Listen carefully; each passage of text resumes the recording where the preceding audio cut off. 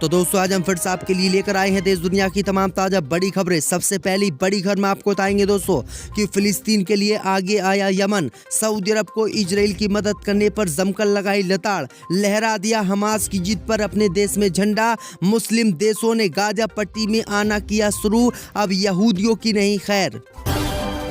युद्ध विराम के बीच इजराइल के 13 बंधकों को हमास ने किया पहली बार रिहा। थाईलैंड के 12 नागरिकों को भी छोड़ा। थाईलैंड के प्रधानमंत्री ने हमास की जमकर की तारीफ। ब्रिटेन की हथियार फैक्ट्री पर फिलिस्तीनी समर्थकों ने किया कब्जा। इजराइल को फाइटर जेट की सप्लाई हुई बंद, तो नेतन्याहू का रो रो कर बुरा हाल। 7 मिनट में इजराइल को खत्म करने के लिए ईरान ने बनाई खतरनाक मिसाइल। ईरान की मिसाइल देखकर गिड़गिड़ाने लगे यहूदी, अब हिजबुल्लाह हमास को देगा ईरान ये मिसाइल। इजराइल का पूरी दुनिया से नामो निशान होगा खत्म। आतंकी संगठन कश्मीर फाइट ने दी धमकी, कहा हमास की तरह करेंगे हमला, मोदी और गृह मंत्री को है मारना। कांग्रेस पार्टी ने हमास को आतंकी संगठन मानने से किया इनकार। फिलिस्तीन के समर्थन में निकाली रैली, मोदी नेतन्याहू को बताया एक जैसा। तो दोस्तों सभी खबरों को आपको एक एक कर बताने वाले हैं। वीडियो को लाइक कर चैनल को सब्सक्राइब कर दें। इसी बीच पर तो दोस्तों अगली खबर की ओर, तो फिलिस्तीन के लिए आगे आया यमन। सऊदी अरब को जमकर लगाई लताड़, लहरा दिया अपने देश में फिलिस्तीन का झंडा। दोस्तों आपको बता दें कि इजराइल हमास की जंग रुकने के बाद यमन ने सऊदी अरब को आईना दिखाते हुए आज जमकर लताड़ लगाई है और हमास की जीत पर यमन ने अपने देश में फिलिस्तीन का झंडा लहरा दिया है, जिसे देखकर सऊदी अरब के प्रिंस मोहम्मद बिन सलमान सहम गए हैं। जो पश्चिमी देश फिलिस्तीन की आवाज उठाने में कतरा रहे थे, उन देशों ने भी हमास की जीत के बाद फिलिस्तीन के हक में आवाज उठाई है, जिससे अमेरिका की भी घिघी बन गई है और अमेरिका भी मजबूर हो गया है कि आखिरकार वो इस जंग में किसका साथ दे।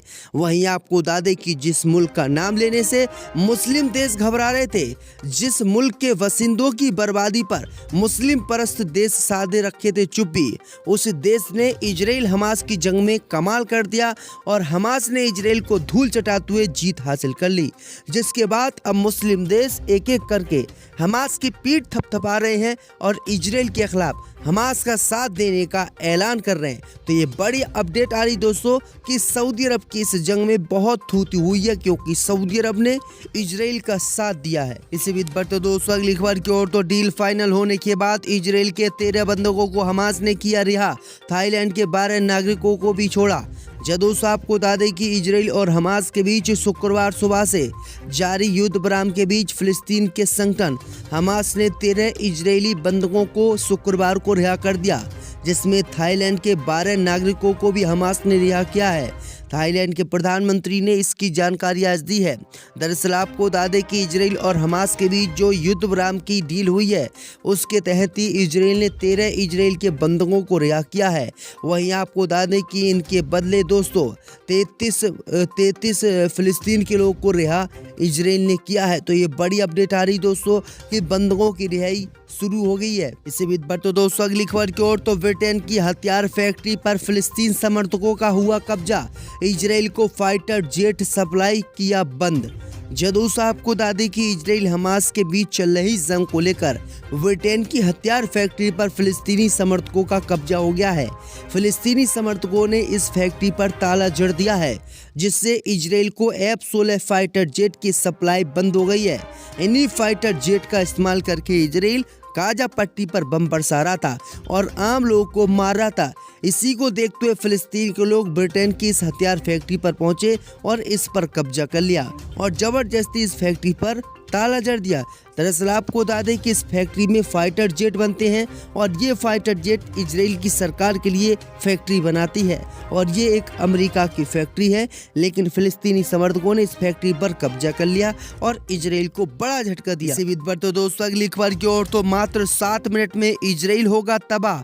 ईरान ने बना ली खतरनाक मिसाइल, हिजबुल्लाह लेगा अब इजराइल से बदला। दोस्तों आपको बता दें कि इजराइल हमास के बीच चल रही जंग में इजराइल को तबाह करने के लिए अब ईरान ने ऐसी खतरनाक मिसाइल बनाई है कि 7 मिनट में इजराइल का नामो निशान ये मिसाइल खत्म कर सकती है।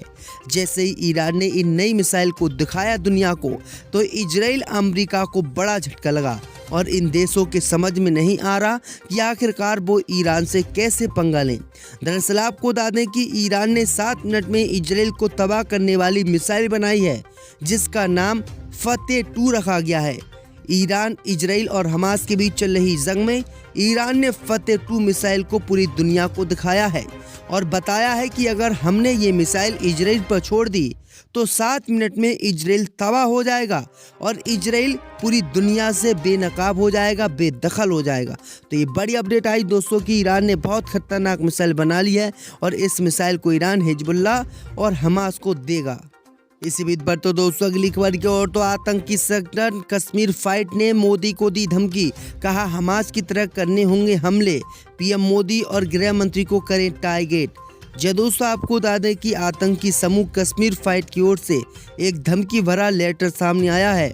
आतंकवादी समूह ने आह्वान किया है कि जिस तरह हमास ने कुछ समय पहले इजराइल पर अटैक किया था, उसी तरीके से हमला करने होंगे।